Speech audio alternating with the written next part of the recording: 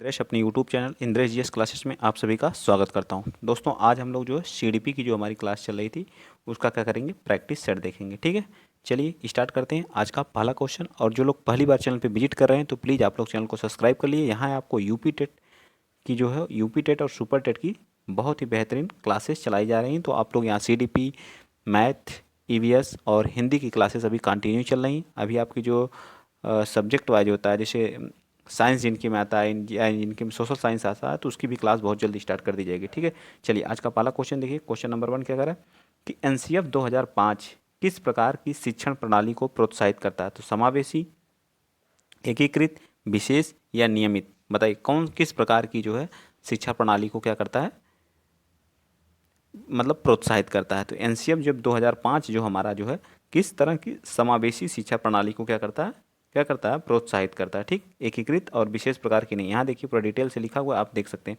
NCF 2005 शिक्षा प्रणाली के तहत सभी विद्यार्थी जो है को समानता के आधार पर शिक्षा दी जाएगी।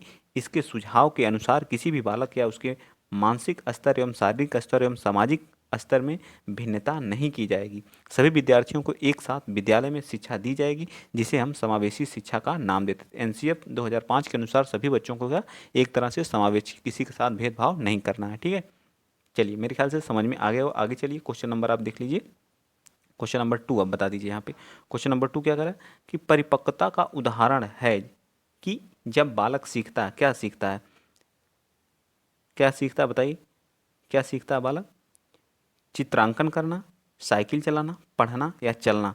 तो परिपक्वता का एक उदाहरण है जब बालक क्या करता है, जब वह क्या करने लगता है, चलने लगता है, खेलने लगता है, शरीर में उत्तरोत्तर विकास होने लगता है, तो उसी को क्या कहते हैं, परिपक्वता। ठीक है, तो हम इस तरह से हमारा डी पार्ट क्या होगा, राइट हो जाएगा। ठीक, देखिए क्या लिखा है इसके बारे में।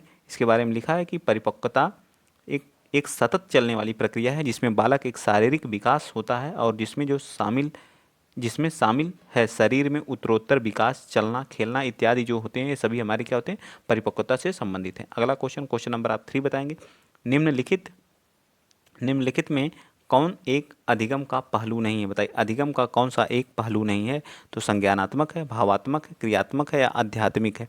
तो इसमें अध्यात्म जो हमारा होता है, यह जो है विकास अधिगम का कोई पहलू नहीं होता। भावात्मक, संज्ञानात्मक, क्रियात्मक ये सभी हमारे क्या हैं, अधिगम के पहलू हैं। ठीक है, क्या है, अधिगम के पहलू हैं। चलिए आगे चलते हैं। क्वेश्चन नंबर आप 4 बताएंगे। क्वेश्चन नंबर 4 क्या कह रहा है? क्वेश्चन नंबर 4 कह रहा है कि आजकल अधिकतर विद्यालयों में संभागी समूह के लिए प्राथमिक ध्यान आधारित होता है। ग्रेड स्तर पर, आयु स्तर पर, योग्यता स्तर पर, छात्र अनुराग पर। बताइए, आप नीचे देख रहे हैं तो ये डिटेल से आपको समझाने के लिए मैं ऐसा कोई भी स्टेट नहीं छोड़ना चाहता हूँ। हर एक स्टेट का इस समय जो हम लोग कर रहे हैं, तो मैंने यूपी टेट का तो पूरा ख़त्म ही कर दिया। अब हम लोग, मैं सोच रहा हूँ जो आपकी सीडीपी आती है, सीडीपी तो सेम ही हर जगह की। सीडीपी में जो अदर स्टेट में आए हुए हैं, जैसे एच टेट हो गया, मतलब हरियाणा टेट का हो गया, या जहाँ जहाँ का टेट होता है, छत्तीसगढ़ टेट हो गया, सारे जगह की सीडीपी क्या करा लूँ। सीडीपी में भी आप 30 में 30 लाने के लिए, ताकि सुपर टेट भी आप लोगों का तैयार हो जाए अच्छे से, और यूपी टेट भी। ठीक है, तो बताइए प्राथमिक स्तर पर आधारित होता है किसके, संभागी समूह के द्वारा जो है आयु स्तर में बालकों के बीच में आपसी समन्वय स्थापित होता है। क्या होता है, आपसी समन्वय स्थापित होता है। ठीक है, तो इसका राइट आंसर हमारा क्या आ जाएगा, बी पार्ट हो जाएगा। ठीक है, बी पार्ट क्या हो जाएगा, राइट हो जाएगा। चलिए आगे चलते हैं। क्वेश्चन नंबर आप 5 बताइए। क्वेश्चन नंबर 5 क्या कर रहा है कि ब्लूम वर्गीकरण के आधार पर उद्देश्य आधारित प्रश्नों के निर्माण में कौन सा विकल्प असंगत है? मतलब संगत नहीं पूछा, निगेटिव पूछा है। क्या पूछा हमसे, निगेटिव पूछा है। तो बताइए कौन सा है, विश्लेषण है, मूल्यांकन है, आत्म अनुभूति प्रयोग है, या फिर इसमें क्या है? ब्लूम टेक्सोनॉमी जो वर्गीकरण दिए थे, उनके आधार पर प्रश्नों के निर्माण में जो है आवश्यक हमारा क्या होता है, सबसे पहले हमारा क्या आता है, इसमें क्या आता है, ज्ञान आता है। ठीक है, क्या आता है, ज्ञान के बाद क्या आती है, हमारी समझ आती है। क्या आता है, समझ आता है। समझ के बाद हम क्या करते हैं, विश्लेषण करते हैं। ठीक, क्या करते हैं, विश्लेषण करते हैं। ठीक, विश्लेषण के बाद क्या करते हैं, हम मूल्यांकन करते हैं। ठीक, क्या करते हैं, मूल्यांकन करते हैं। ठीक, मूल्यांकन के बाद अनुप्रयोग करते हैं। अनुप्रयोग के बाद हम संश्लेषण करते हैं। ठीक है, 6 तरह के इन्होंने बताए। तो इसमें देखिए अनुप्रयोग भी है और संश्लेषण भी है। तो इसमें कौन सी चीज़ का आत्म अनुभूति नहीं रहता है। ठीक है, इसमें आत्म अनुभूति हमारा सी पार्ट क्या आ जाएगा, राइट आ जाएगा। बाकी हमारे 6 तरह के देखिए यहाँ पे दिया भी है। सबसे पहले हम ज्ञान को देखते हैं, फिर उसके बाद समझ आती है, समझ के बाद हमारे अंदर विश्लेषण, उस चीज़ का विश्लेषण, फिर मूल्यांकन, फिर उसका अनुप्रयोग, फिर संश्लेषण होता है। ठीक है, चलिए आगे चलते हैं। नेक्स्ट अगला क्वेश्चन, क्वेश्चन नंबर 6 बता दीजिए। क्वेश्चन नंबर 6 क्या करा है, रोहित ने अजय के डेस्क से ली हुई पेंसिल वापस रख दी क्योंकि उसे पकड़े जाने पर सजा मिलने का डर था। यह कोहलवर के किस स्तर को बताता है? पूर्व परंपरागत परंपरागत स्तर, या पूर्व संक्रियात्मक स्तर, या जो उत्तर संक्रियात्मक। ये तो संक्रियात्मक स्तर इन्होंने बताया था, डी तो वैसे ही गलत हो गया। कौन सा हो जाएगा? तो पूर्व परंपरागत स्तर हमारा ए पार्ट क्या आ जाएगा? राइट आ जाएगा। ठीक है, ए पार्ट क्या होगा इसका? राइट आ जाएगा। ठीक, आप लोगों के समझ में ये आ रहा है या नहीं बताइए। कोहलवर ने नैतिकता के 3 स्तर को बताया था, एक कन्वेंशनल, एक नॉन, एक क्या, कौन कौन से बताया? परंपरागत स्तर, एक पोस्ट कन्वेंशनल, एक प्री कन्वेंशनल बताया था। ठीक है, एक कन्वेंशनल, एक प्री कन्वेंशनल, एक पोस्ट तीन, और दोनों के तीनों को 2-2 स्तर को भी बताया था। ठीक है, आगे चलिए, आगे चलते हैं। क्वेश्चन नंबर 7 बता दीजिए। क्वेश्चन नंबर 7 देखिए क्या कह रहा है। क्वेश्चन नंबर 7 कह रहा है कि निम्नलिखित में से शिक्षण का कौन सा शिक्षण का एक नवाचारी स्रोत है? Telescope, Facebook, internet, black board. तो ब्लैक बोर्ड तो पुराना ही है, फेसबुक या टेलीस्कोप या कौन सा इसमें जो है नवाचारी है? तो फेसबुक के द्वारा भी स्टडी लोग करते हैं, बिल्कुल नहीं। टेलीस्कोप ये भी नहीं। तो कौन सा? हमारा इंटरनेट के माध्यम से आजकल स्टडी बहुत जोरों शोरों से कि ये शिक्षण का इंटरनेट एक नवाचारी क्या स्रोत है। ठीक, ए पार्ट, बी पार्ट हमारा इसका राइट हो जाएगा। देखिए कितने आसान आसान क्वेश्चन पूछे गए। ठीक है, आप लोग यहाँ से कर सकते। एक एक विद्यार्थी की जो मानसिक आयु है वो 10 है तथा वास्तविक आयु 10 है, मानसिक आयु 12 है, तो उसके बुद्धि लब्धि निकालने का फार्मूला देखिए यहाँ पे दिया गया है। मानसिक आयु अपान वास्तविक आयु इंटू 100, तो 12 अपान 10 इंटू 100 कर देंगे तो आंसर कितना आ जाएगा? 10, 120 उसकी क्या आ जाएगी? आईक्यू लेवल कितना आ जाएगा? 120 आ जाएगा। तो सी पार्ट इसका क्या हो जाएगा? राइट हो जाएगा। ठीक, चलें आगे। बस मैं दिखाना चाहता हूँ कैसे, किस तरह के, कहाँ कहाँ कैसे क्वेश्चन पूछे जाते हैं। बताइए, विद्यार्थियों की शिक्षण में अधिक से अधिक भागीदारी निम्नलिखित विधि के द्वारा संभव है। मतलब जो विद्यार्थी होते हैं शिक्षण में अधिक से अधिक भागीदारी किस विधि के द्वारा? पाठ्य पुस्तक, वार्तालाप विधि, व्याख्यान, या तो सबसे इंपॉर्टेंट इसमें कौन सी होती है? डिस्कशन मेथड, वार्तालाप मेथड हमारा मोस्ट इंपॉर्टेंट होता है, जिसके माध्यम से उनकी अधिक से अधिक भागीदारी क्या होती है? संभव होती है। ठीक है, तो डी पार्ट इसका हमारा राइट हो जाएगा। चलिए आगे चलते हैं। नेक्स्ट क्वेश्चन, क्वेश्चन आप लोगों के सामने 10 है। बताइए क्वेश्चन नंबर 10 क्या कर रहा है? नरेश और मुकेश की आयु समान है, उनके सामाजिक एवं मानसिक विकास में काफ़ी अंतर है। यह विकास के निम्न सिद्धांत के कारण होता है: परमार्जिता का सिद्धांत, निश्चित एवं पूर्व कथनीय प्रतिरूप का सिद्धांत, व्यक्तिगतता का सिद्धांत, या समान प्रतिमान का सिद्धांत। तो बताइए 10th का राइट आंसर हमारा क्या आ जाएगा? तो सी पार्ट, व्यक्तिगतता का सिद्धांत। ठीक है, व्यक्तिगतता। देखिए मुकेश और उनकी क्या आयु तो समान है, लेकिन उनकी सामाजिक और मानसिक काफ़ी है, तो उनकी क्या है? जो इंडिविजुअल एक दूसरे से क्या है? अलग हैं। ठीक है, तो बी पार्ट हमारा क्या हो जाएगा? ये तो वैसे ही अगर नहीं पढ़ें तब भी आप इसको सही करके आएंगे। बताइए क्वेश्चन नंबर आप कौन सा बताएंगे? आप 11th, मानव जाति में विकास होता है किस किशोरावस्था के अंत तक, बाल्यावस्था के अंत तक, प्रौढ़ावस्था के प्रारंभ, या जीवन पर्यंत? तो जो विकास है जो है वो क्या, जीवन पर्यंत चलने वाली एक प्रक्रिया है। ठीक है, कंटिन्यूअस चलती है। ठीक है, यह बच्चा जब भ्रूण में आता है तभी से ये क्या होते हैं? स्टार्ट हो जाती है हमारी जो भ्रूण अवस्था, फिर शैशवावस्था, बाल्यावस्था, किशोरावस्था, प्रौढ़ावस्था, वृद्धावस्था तक चलती रहती है। विकास की अवस्थाएं निम्न स्तर हैं। ठीक, आगे चलते हैं। नेक्स्ट क्वेश्चन नंबर 12 बताएंगे। क्वेश्चन नंबर 12 भी देखिए क्या कर रहा है। कक्षा शिक्षण में अधिगम को किस रूप में पहचाना जाता है? जो हमारा कक्षा शिक्षण में अधिगम को किस रूप में? व्यक्तिगत समायोजन में, सामाजिक व राजनीतिक अभिज्ञता में, व्यवहार परिवर्तन में, विशेष बड़े रोजगार के लिए तैयार करना। तो इसका क्या जाएगा? सी पार्ट हमारा क्या जाएगा? व्यवहार परिवर्तन में। ठीक है, जो हमारा कक्षा शिक्षण में अधिगम को किस रूप में पहचाना जाता है? तो व्यवहार परिवर्तन के रूप में पहचाना जाता है। यह देखिए कुछ इंपॉर्टेंट है, ये चीज़ें पूछी जाती हैं, इनको याद कर लीजिए। ठीक है, सीखना व्यवहार के परिणाम स्वरूप व्यवहार में परिवर्तन। एक और गिलफोर्ड ने बताया था। सीखना क्या, इसको नोट कर लीजिए, कहीं से एक पूछता है हमेशा यूपी टेट में 100% 1 से 2 क्वेश्चन रहते हैं। स्किनर ने कहा सीखना व्यवहार में उत्तरोत्तर सामंजस्य की ये प्रक्रिया है। ठीक है, सामंजस्य की प्रक्रिया कौन बताया था? तो स्किनर ने सीखने के बारे में। ठीक है, और परिणाम के स्वरूप व्यवहार परिवर्तन कौन होता है? गिलफर्ड ने। आगे चलिए क्वेश्चन नंबर 13 बताइए। क्वेश्चन नंबर 13 क्या कह रहा है? क्वेश्चन नंबर 13 का निम्नलिखित में से कौन सा विद्यालय का मुख्य कार्य नहीं? बताइए। विद्यालय हमारी सांस्कृतिक विरासत को संरक्षित व प्रेषित करते हैं, पूछा कौन सा नहीं, निगेटिव पूछा है, बताइए। तो इसका राइट आंसर आप क्या बताएंगे?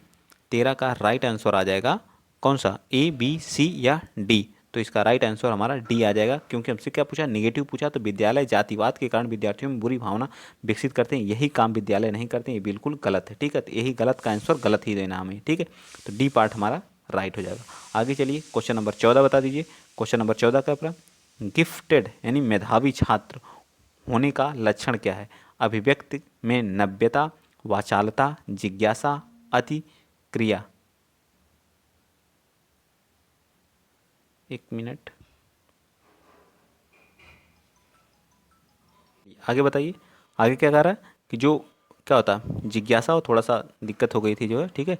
वाचाल, अति सक्रियता, या फिर इनमें से कौन सा राइट है? 14 का राइट फर्स्ट है, फर्स्ट या फोर्थ, या फर्स्ट या सेकेंड, थर्ड या फोर्थ, या फोर्थ या थर्ड, बताइए। ये सही है या ये सही है या ये सही है या सी, ए या बी या सी? तो इस तरह से हमारा कौन सा राइट आंसर है? तो देखा जाए तो हमारा राइट आंसर क्या आ जाएगा, बी पार्ट। कौन सा, फर्स्ट और सेकंड, मतलब व्यक्ति की नव्यता और जिज्ञासा, ये गिफ्टेड जो मेधावी छात्र होते हैं उनके अंदर होती है। आगे बताइए, क्वेश्चन नंबर 15, एक समावेशी कक्षा के लिए शिक्षकों के किस प्रकार के लिए तैयारी की आवश्यकता नहीं होती है? नहीं होती, निगेटिव पूछा है। व्यवहारिक एवं सामाजिक संक्रिया की संपूर्ण भागीदारी बिल्कुल होती है, ठीक है। समस्यागत क्षेत्रों में बालकों में शीघ्र व सतत संपर्क बिल्कुल होनी चाहिए। निदानात्मक एवं उपचार प्रक्रिया का अधिकतर प्रयोग होना चाहिए, बिल्कुल सही है। धैर्यशीलता कम होनी चाहिए, ये गलत है, ठीक। गलत का आंसर हमेशा गलत होता है, तो इस तरह से हमारा क्या आ जाएगा, डी पार्ट हमारा राइट हो जाएगा। चलिए 15 बताइए। क्वेश्चन नंबर 16 बता दीजिए। क्वेश्चन नंबर 16 कर रहा है, कक्षा 3 के विद्यार्थी के लिए निम्न में से कौन सा शिक्षण का सबसे अच्छा तरीका होता है? तो बताइए, व्याख्यान विधि या सृजनात्मक क्रियाकलाप? तो जहाँ भी सृजनात्मक हमेशा एक आता है पॉजिटिव वर्ड होता है, हमारा क्या आता है, पॉजिटिव वर्ड होता है, ठीक है। क्या होता है, पॉजिटिव वर्ड होता है, तो ये हमेशा क्या आ जाएगा, राइट आंसर होगा, ठीक है। तो बी पार्ट हमारा राइट होगा। चलिए आगे चलते हैं। क्वेश्चन नंबर 17 बताइए। 17, क्वेश्चन नंबर 17 क्या करा, मैं सोचा आपको जब हमारा ये यूपी टेट का सब फिनिश हो चुका है तो मैं सोचा अदर स्टेट में जो आए हैं उनको भी करा दिया जाए, रूबरू करा दूं जो है। मुझको उस तरह से नहीं मिला, इसी तरह से क्वेश्चन मिला। फिर अब मैं सोच रहा हूँ टाइप कराऊँ क्या आप लोगों को, एक बार इससे रूबरू करवा देता हूँ। 10 से 12 प्रैक्टिस सेट पड़े हुए हैं, छत्तीसगढ़ इसका, एच टेट का, जो हरियाणा टेट का, तो आप इनको भी सीडीपी के देख लीजिए, सीडीपी तो सेम ही रहती है, ठीक है।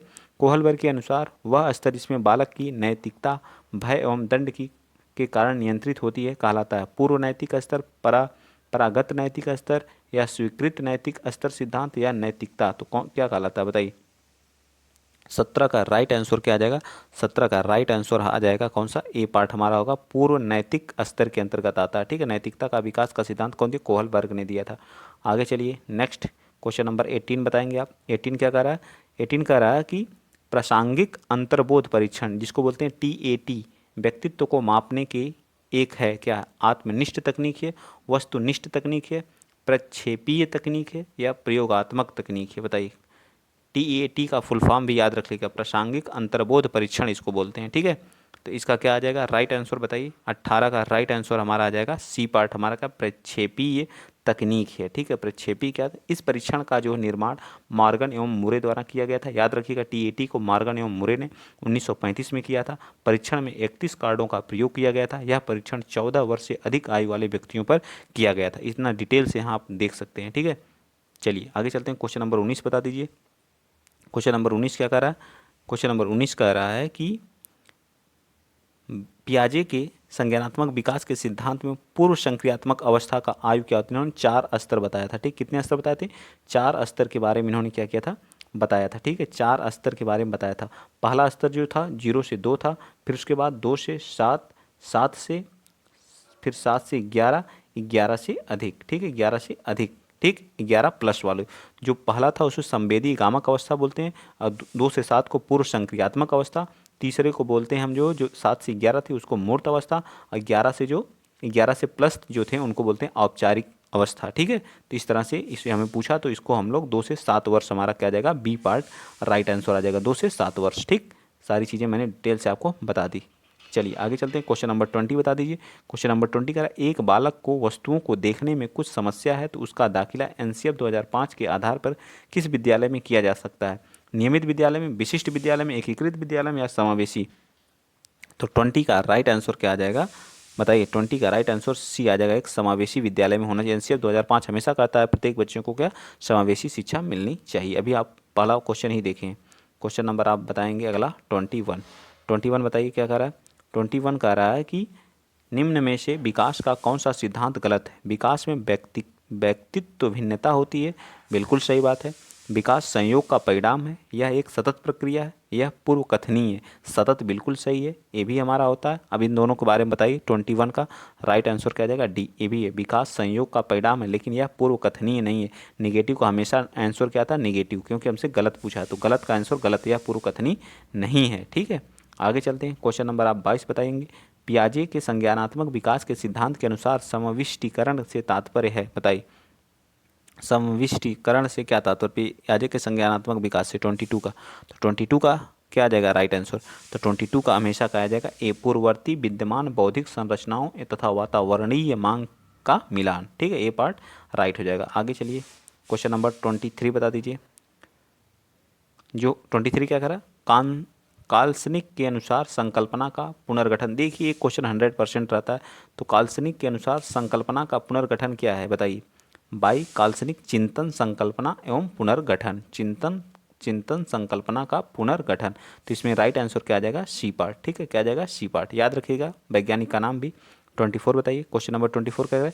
विद्यार्थियों की जो अकादमिक निष्पादन को सुधारा जा सकता है यदि अभिभावकों को उत्साहित किया जाए।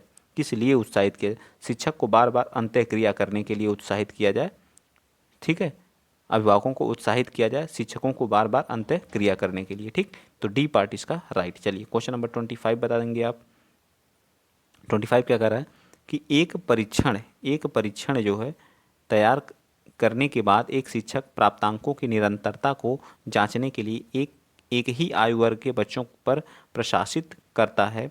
वह निम्न में से जांचना चाह रहा है क्या, वैधता, वस्तुनिष्ठता, विश्वसनीयता या उपयोगिता, बताइए। ये सारी चीज़ें सीटेट में भर भर के कराई गई हैं, तो डरने की कोई बात नहीं है। आप बिंदास इसका आंसर दे सकते हैं, बहुत डिटेल से मैंने इसको पढ़ाया था ये सारी चीज़ें। ठीक है, तो अब आप बताइए, आपकी बारी है।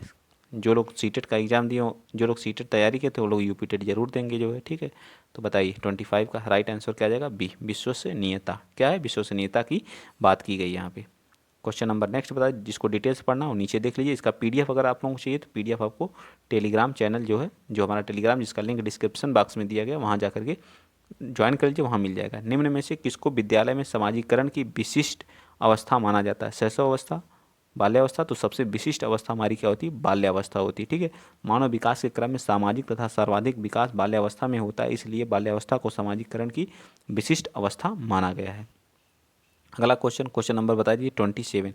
27 क्या कर रहा है, 27 कर रहा है मनुष्य में व्यक्तित्व भिन्नता के निर्धारक किसे से संबंधित है, वातावरण के साथ अंतःक्रिया, वंशानुक्रम भिन्नता, वंशानुक्रम तथा वातावरण दोनों में भिन्नता, वंशानुक्रम वातावरण में अंतःक्रिया। तो 27 का राइट आंसर आ जाएगा आपका डी, दोनों के साथ वंशानुक्रम और वातावरण के साथ अंतःक्रिया। ठीक, नेक्स्ट चलें, अगला क्वेश्चन आप बताएंगे 28। मैंने आज ज़्यादा डिटेल से, क्योंकि लिखा हुआ सारी चीज़ें, इसलिए डिटेल से ज़्यादा बताने की कोशिश नहीं किया। ठीक है, शिक्षण को प्रभावित करने वाला निम्नलिखित में से कौन सा घटक शिक्षक से संबंधित नहीं है। तो 28 का राइट आंसर क्या आ जाएगा, बताइए। तो डी पार्ट इसका, संसाधनों की उपलब्धता पर। ठीक है, संसाधनों की उपलब्धता पर। ठीक, नेक्स्ट बताएंगे 29 क्या कह रहा है। 29 कह रहा है कि एक 5 वर्ष के बालक का चिंतन निम्न में से किस प्रकार, परिवर्तनीय चिंतन, मूर्त चिंतन, निर्देशित या तार्किक। तो किस प्रकार का होता है, तो परिवर्तित चिंतन होता है। कैसा होता है, परिवर्तित चिंतन होता है। एक 5 वर्ष के बालक का चिंतन परिवर्तित चिंतन कहलाता है। लास्ट क्वेश्चन है आज का, आप इसको बता दीजिए। क्वेश्चन नंबर 30 आप बताएंगे, कमेंट में ज़रूर बताइएगा कि जो मैं आप लोगों को एच टेट या जिस एग्ज़ाम में उन सभी का क्वेश्चन करा रहा हूँ। अगर कोई आपको प्रॉब्लम है या आप लोग नहीं चाहते हैं कि ना कराया जाए, तो भी आप लोग कमेंट में बताइए, क्योंकि मैं सोच रहा हूँ कि जब तक एग्ज़ाम आप लोगों का हो तब तक मैं इतना स्ट्रांग कर दूँगा आप लोगों का कि 30 में 30 नंबर आएँ जो है। ठीक है, कभी किसी गलती की वजह से एक कट जाए, लेकिन जो है 29-30 के आसपास सभी लोग रहें। ठीक है, मनोवैज्ञानिक जो अपने अधिक सिद्धांत में लाइफ स्पेस को संबोधित करता है वह है कोहलर, स्किनर, थॉर्नडाइक या कुवर्ट लेविन। तो कौन है, कुवर्ट लेविन जी हैं। ठीक है, कुवर्ट लेविन, डी पार्ट। अब आप बताएंगे 30 में से आपके कितने सही हुए हैं। ठीक, आज मैंने पेन का यूज नहीं किया है, ठीक है, वैसे ही बता दिया है। ठीक, क्योंकि मुझको बस कराना था, क्योंकि यहाँ डिटेल से लिखा था। ठीक है, जब पेन यूज करता हूँ तो डिटेल से नहीं लिखी रहती, इसलिए डिटेल से बताने की कोशिश करता हूँ। तो आप लोग वीडियो को लाइक कर दीजिएगा, चैनल को सब्सक्राइब कर दीजिएगा। यह क्या था, एच टेट का था पेपर पूरा, एच टेट 2013 का था, प्रीवियस ईयर 2013 का, यानी हरियाणा टेट का था। ठीक है, और सीडीपी का था। बहुत महत्वपूर्ण अच्छे अच्छे क्वेश्चन पूछे गए हैं। अगर आप लोग कहेंगे तभी एक क्लासेस चलेंगी। मेरे ख्याल से तो बहुत अच्छा है, क्योंकि आप सोचिए बस यूपी टेट पढ़ के जो यूपी टेट में जो आए वही आ जाए, ज़रूरी नहीं है। इसलिए आपको जितने भी टेट होते हैं हर जगह का सीडीपी का पढ़ करके तभी कुछ होने वाला है। ठीक है, कहीं से भी उठा सकता, क्या यूपी टेट वाले एच टेट को नहीं देते हैं, आप रीट नहीं देते हैं। तो इन सभी से डरना नहीं है कि हाँ यहाँ का करा रहे हैं वहाँ का, क्वेश्चन तो सेम है। ऐसे क्वेश्चन नहीं पूछे जाते, थर्ड से क्वेश्चन नहीं पूछे जाते हैं, कोलवर्क से क्वेश्चन नहीं पूछे जाते हैं, स्किनर से नहीं पूछे जाते हैं, पियाजे से नहीं। क्या अलग था इसमें, सेम टू सेम था। इसलिए आप कहीं का भी मिले आप PYQ जरूर किया करिए। ठीक है, PYQ जितना स्ट्रांगनेस आपके अंदर लाएगा उतना कुछ भी नहीं लाएगा। ठीक है, तो आज के लिए इतना ही। जय हिंद, जय भारत।